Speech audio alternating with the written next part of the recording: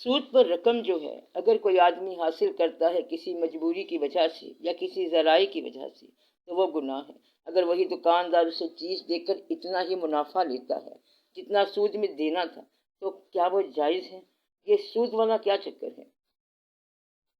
دیکھو، آپ نے جواب تو دے دیا لیکن سوال ابھی بنا رہے ہیں۔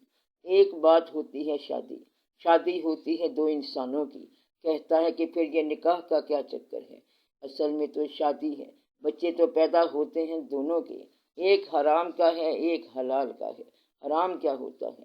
جو اللہ کے حکم کے علاوہ کر دیا جائے، عمل وہی ہے۔ اگر اللہ نے منع کر دیا سود کو، خبردار منع ہو جاؤ، اس کو چکر کہو گے تو گردن کاٹ دی جائے گی آپ کی، یہ حکم ہے۔ جہاں اس نے منع کر دیا اب تمہیں اس کی تفہیم نہیں ہو رہی ہے کہ وہ کیا ہے، کیوں منع کیا۔ اب یہ دیکھو کہ کیا وجہ ہے کہ نکاح کے دو لفظ پڑھنے سے نکاح ہو جاتا ہے اور باقی سب گناہ ہو جاتا ہے۔ کہتا ہے کہ یہ کیا بات ہے؟ خبردار، یہ ایسی بات ہے جب تک اس کی تفہیم نہ ہو اس پر لب نہ کھولو۔ کہتا ہے کہ وہاں کعبے میں جانے سے کیا ہوتا ہے؟ وہاں جا کے کوئی آدمی مارا گیا، اس کی جیب کٹ گئی تو وہاں جا کے کیا ہوگا؟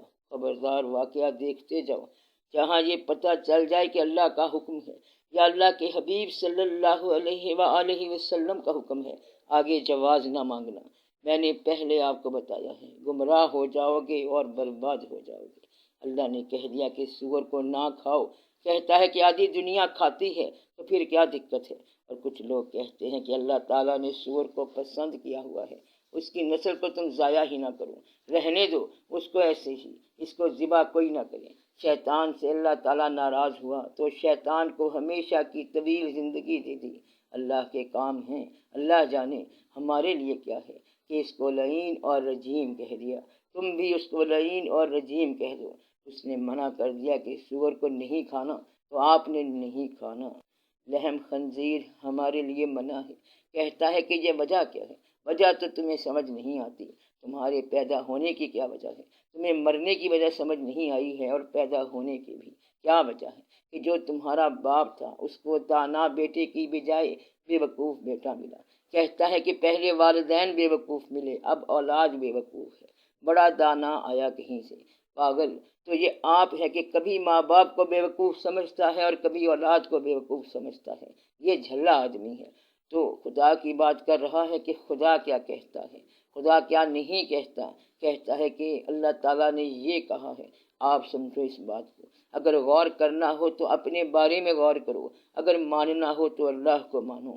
تم ہو بے وقوف، اللہ کے بارے میں غور کرتے رہتے ہو اور اپنی خواہش مانتے جاتے ہو، الٹے چل پڑے ہو تم۔ جس کو ماننا تھا اس کو سوچتے جا رہے ہو اور جس کو سوچنا تھا اس کو مانتے جا رہے ہو۔ اس کو مانو نہیں، سوچو کہ میں کون ہوں، کہاں سے ہوں، کیا کرنا ہے، کام کیا ہے، فکر کیا ہے، کھانا کیا ہے، پینا کیا ہے۔ کہتا ہے کہ انسان کیا انسان ہے، خوشبودار چیزیں کھا کر بدبو بنا دیتا ہے، نامکمل انسان۔ انسان بھی کیا انسان ہے۔ کہتا ہے کہ یہی پھر اسفل سافلین ہے، یہی بلندیوں پر جانے والا ہے کیا؟ اس کے بغیر تو کوئی ہے ہی نہیں کائنات میں۔ یہ اتنا بڑا راز ہے، راز بھی ہے، ہم راز بھی ہے، خوبی بھی ہے، بڑا لاسانی ہے۔ اسی میں اولیاء ہیں، اسی میں انبیاء ہیں، اسی میں پتہ نہیں کیا کیا ہے۔ کوئی راز ہے یہ راز قدیم ہے، جدید ہے، اس پہ غور کرو حتیٰ کہ تم اپنے راز تک پہنچ جاؤ۔ اور جب تم نے اپنا راز پا لیا پھر خداوند تعالیٰ کی باتیں تمہیں سمجھ آنا شروع ہو جائیں گی، آپ سمجھ جاؤ گے کہ یہ کیا بات ہے۔ اپنی بات کا پتہ نہیں چلتا اور چلے آسمان کی فکر کرنے کے لیے کہ میں 2-4 ستارے درست کر کے رہوں گا۔ تو کیا درست کرے گا؟ کہتا ہے کہ کیسے بنے گا؟ 2 آدمی گپے مار رہے تھے، بچوں کی کہانی ہے، دیوانہ پر پرانے زمانے کی کہانیاں ہوتی تھی نا، گپے مارنے کا مقابلہ ہوتا تھا۔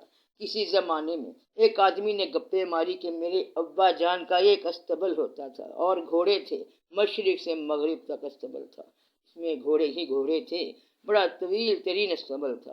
دوسرے نے کہا کہ یہ کیا بات ہے، ہمارے ابا جان کے پاس ایک چھڑی ہوتی تھی، وہ جہاں بھی بادل ہوتے تھے ان کو پکڑ کر لاتے تھے، ہانکتے ہوئے بادلوں کو دور دراز سے لے کے آتے تھے۔ اس نے کہا تم جھوٹ کہتے ہو، تمہارا ابا وہ چھڑی رکھتا کہاں تھا؟ کہتا ہے کہ تیرے ابا کے استبل میں رکھتا تھا۔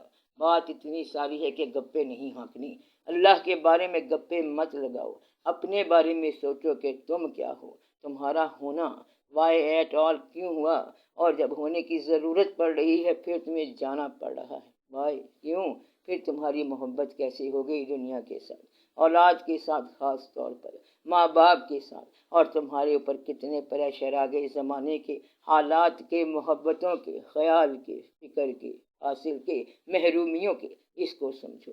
جب یہ سمجھ آنا شروع ہو جائے گی تو پھر پتہ چلے گا کہ اللہ تعالیٰ کی منشا کیا ہے، اور جب یہ پتہ چل جائے گا کہ اللہ تعالیٰ نے کہا ہے کہ سود منع ہے، تو سود میں 1000 خوبیاں ہوں، سور میں 1000 خوبیاں ہوں، یہ منع ہے تو منع ہے، دیٹس اٹ۔ اس کو بولتے ہیں کہ یہ اللہ کی حدود ہیں، مقرر شدہ ہیں، ان کے قریب ہی نہ جاؤ، خیال ہی ان کے قریب نہ جائے، منع ہے سو منع ہے۔ اب یہ منع کرنے والے کی مرضی ہے، تم اس کی بات پر غور کرو، اس نے سود منع کر دیا ہے، سب بتاتے ہیں کہ منع کر دیا، اب منع ہے تو منع ہے۔ کہتا ہے کہ پھر نفع لینا کہاں سے جائز ہے، نفع بھی تو جائز لو اور ناجائز نہ لو۔ اب تم کہو گے کہ جو آدمی ناجائز نفع لے رہا ہے اسے ضرور پھانسی لگواؤ، تو پھر تمہیں پھانسی لگوانے کوئی اور آ جائے گا، اس کو معاف کر دو، چھوڑ دو، اس کا عمل اس کے ساتھ اور تیرا عمل تیرے ساتھ، آپ مناسب نفع لو، اور جو زیادہ نفع لے رہا ہے اس کو چھوڑ دو، اسے اس کی عاقبت کے حوالے کر دو۔ اگر آپ کہتے کہ سود پر لینا مجبوری سے ہے تو آپ کا سوال مجبوری میں ہوتا، مگر آپ نے کہا کہ یہ چکر کیا ہے، اس بات کا بڑا نوٹس لیا جائے گا۔ اپنے الفاظ کو فوراً واپس کر لو، آپ کہو کہ یہ چکر کی بات نہیں، حکم کی بات ہے، حکم ہے، حکم پہ ہمیشہ سر جھکا کے گزرو، ادب سے گزرو۔ کہتا ہے کہ کیا یہ آپ کا حکم ہے؟ ہاں یہ حکم ہے۔ سائیں کیا یہ حکم ہے؟ کہتا ہے کہ ہاں حکم ہے۔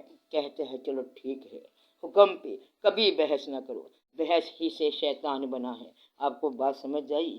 یہ بحث کرنے لگا کہ انا خیر منہم، میں آگ سے بنا ہوا ہوں، یہ مٹی سے بنا ہوا ہے، تو وہ بحث کرتا گیا۔ اللہ نے کہا کہ سجدہ کر، تو سجدہ کر، وہ کہتا ہے کہ نہیں یہ مشکل بات لگتی ہے، تو انکار کیا۔ اللہ تعالیٰ نے کہا کہ تو گیٹ آؤٹ ہو جا۔